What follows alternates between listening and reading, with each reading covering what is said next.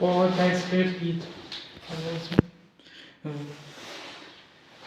В том подъезде Смирновская переулка.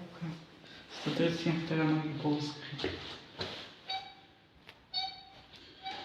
А число там тоже. Сегодня 1 марта 2024 года.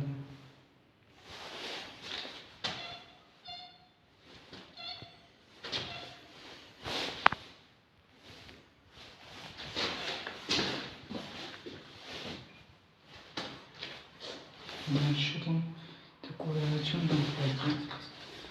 Корок, что ли? Получается.